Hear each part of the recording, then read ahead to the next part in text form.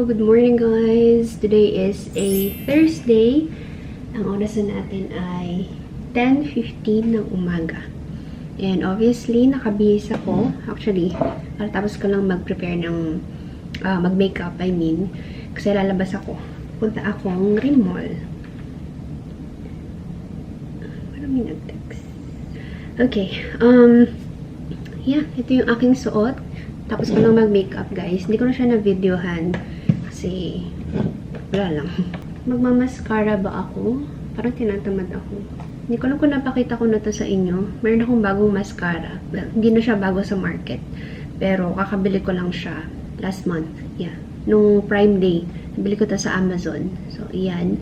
Maybelline na Sky High Lash Sensational. Ito din. Maybelline din. Superstay Vinyl Ink. 15 Peachy. Ito yung suot ko ngayon. Pero hindi naman siya long lasting. Sabi kasi transfer through. Hindi naman. Or ewan ko. Depende siguro sa lips. Pero yung sa akin, hindi naman siya nag-stay ng super long. Hindi siya completely natatanggal. Pero, especially sa inner corner, natatanggal naman siya. Anyway, ano nga yung gagawin ko? Papakita ko yung mga gamit ko sa mukha.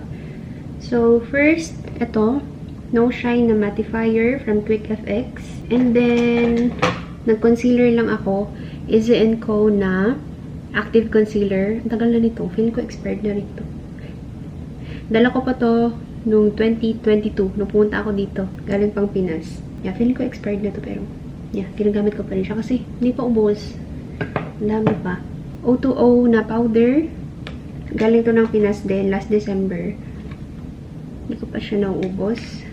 Though, ginamit ko lang to dito sa under eyes. And then, yung buong muka, ito. My favorite powder, Dr. Sensitive. All Day No Sebum Blur Powder. Ito rin, feeling ko expired na rin to. From Careline. Hindi kasi ako bumibili ng makeup talaga na yung tuwing may bago, bibili. Except dito sa mga lip products. Exception yun. Pero the rest, like concealer, powder, kung ano lang yung meron ako, yun na yun.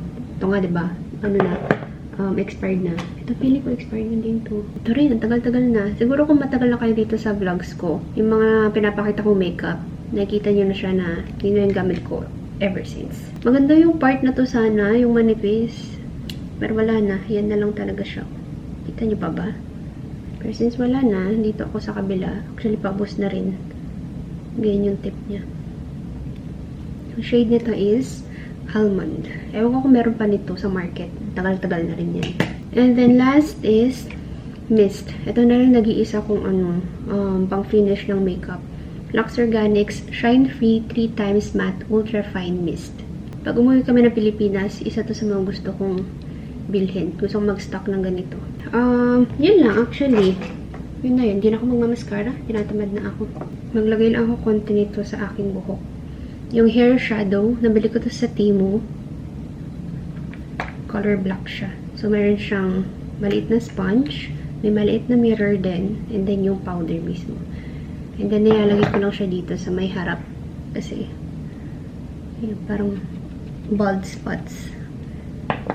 Binibigyan niya ng illusion na may buhok. Pero, ayun. O, diba? Mas nagmumukhang full yung buhok. O, so, ayan. Diba, sobrang kitang-kita mo yung scalp. So, ito is nakakatulong siya para kahit papano magmukhang malago yung buhok mo.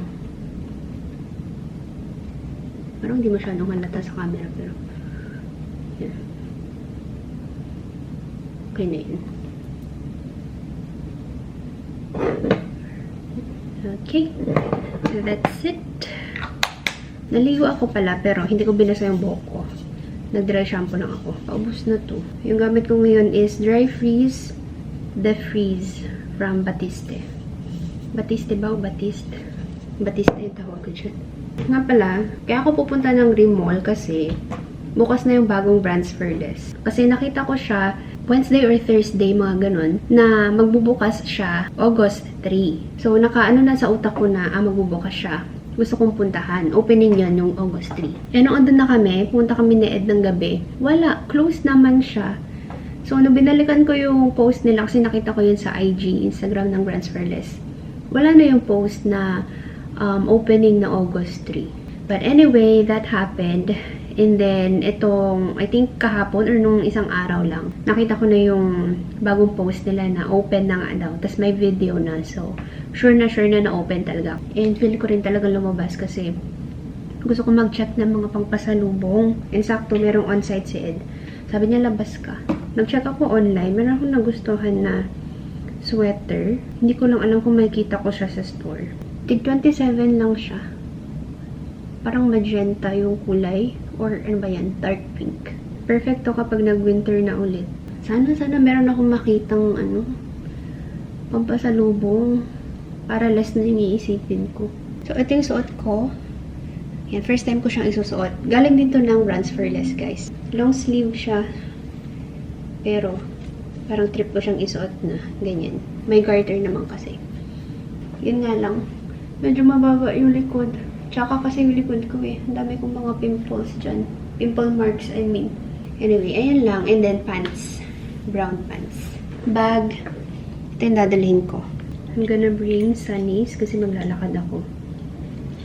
Ang cute nito. Brands for Less din to na sunnies. And ang cute niya kasi nailalagay ko siya dito sa bag ko. And hindi siya nagtitake up ng malaking space. Ganyan lang siya. Ito yung gamitin ko. Habang nalakad. Pabango pala ako. Ito yung gagamitin ko today. Rose Sincere from Zara. Hindi ko alam kung paano ko explain yung scent. Anyway, ayan. Kung ako curious kayo, kung merong Zara sa inyo na malapit, pwede nyo siyang amuyin. Ayan. Rose Sincere. Okay? I'm ready, guys. Ihit na lang ako. And then I'll go. Alright, nasa labas na ako, guys. Tignan yung itsura ko. Ang init-init. Nakakatulong yung payong and then tong sunnies. Hindi pa ako masyadong pinagpapawisan.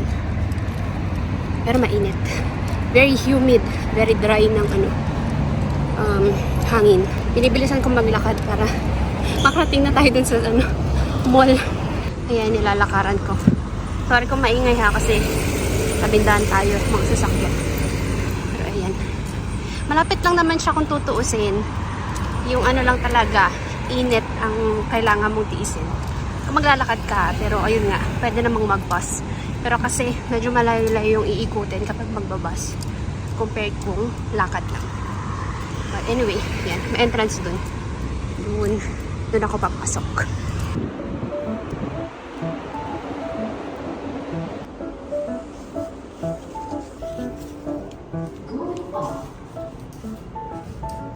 Doors closing. Unas, restroom na ako saglit.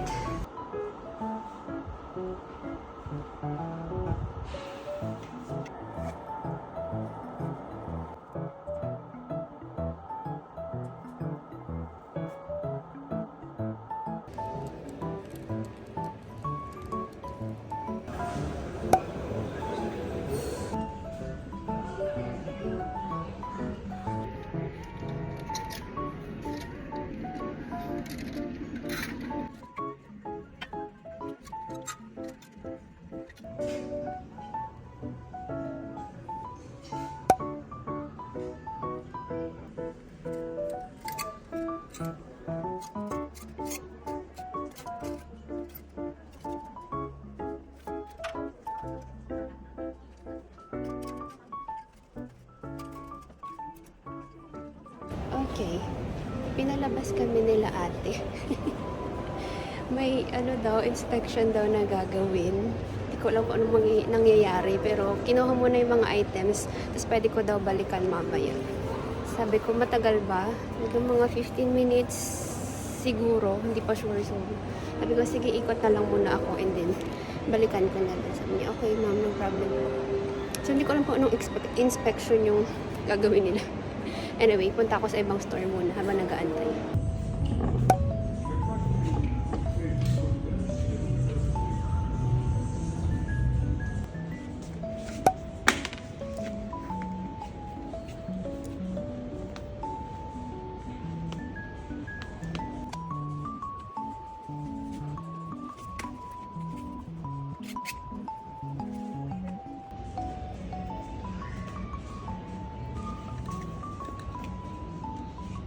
Pumasok ako dito sa Lefties.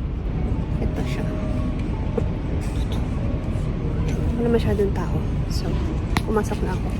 20 minutes na nakalipas dun sa mula nung umalis ako sa Brands for Less. Ang cute ng kulay nito. Blue and white. Naghanap ako ng dress na blue and white. Kaso wala akong matripan. Anyway, mag-ikot na ako dito and then punta na ako ng Brands for Less. Sana okay na sila. Sana tapos na. Meron dun, sa harap pants, tig 19. Kaso, parang gusto ko na hindi. So, wag na lang. Makasayang. Baka hindi natin magustuhan talaga. Anyway, check lang ako dito.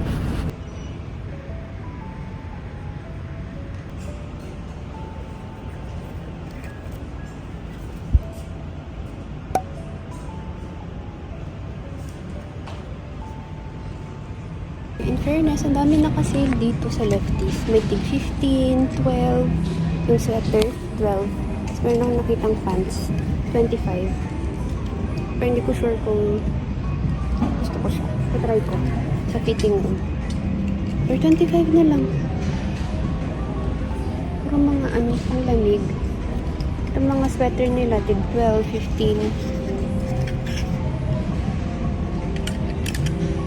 Okay, try ko lang to.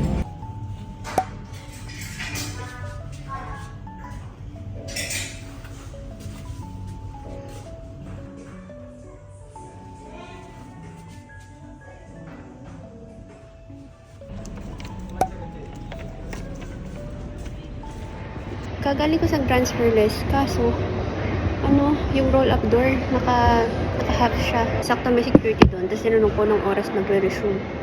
Sabi after 2 hours pa daw. So, matagal-tagal pa. It's currently 12:35. Magto 12:40 na. Ano kaya nangyari doon? May gustong-gusto pa naman akong bilhin doon. Yung dress, reserve kasi yung nun, brand. Tapos, tig 39 lang. Feeling ko kasya siya sa akin kasi hindi ko pa susukat.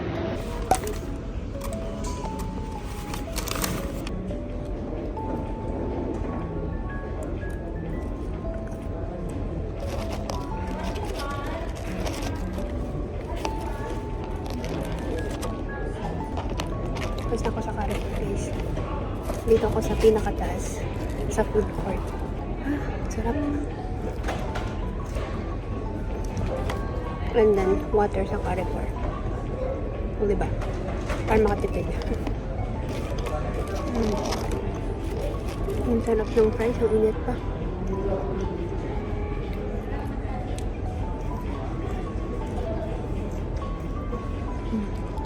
Tapos na ako kumain, guys. Naubos ko siya. Isang large fries to. Okay, busog na ulit ako. Sakto alas 2 na. Try ko kayong bumaba, baka open na siya. Kundi ko lang sana gustong talagang bilhin yung dress na nakita ko kanina. Uwi na ako pero baka hindi ako patahimikin ng hindi ako patahimikin ng sarili ko kapag hindi ko na nasukat yung dress na yun. Anyway, alam nyo, yung sa Zara, di ba pumasok ako, inamoy ko yung pabango. Tapos nag-spray din ako. Ang bango niya. Kasi hindi siya nakasili. Kaya pinicturean ko yun. Tapos nag-spray ako kanina. Alright, bukas na ulit guys. Sakto. Ay, sana dun pa yung dress. Sana naitabi ni ate.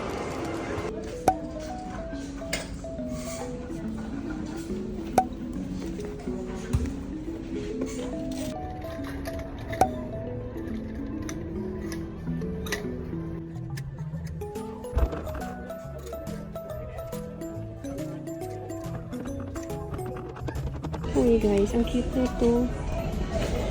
May kinuha rin akong isa Sakto mga anak ko yung pinsan ko. Very soon. So girl pa naman yung kanyang baby. Cute. Tapos tatlo na siya. May print and then dalawang plain. Ay no, not plain. May tatak pa lang. May print din. Plain yung isa.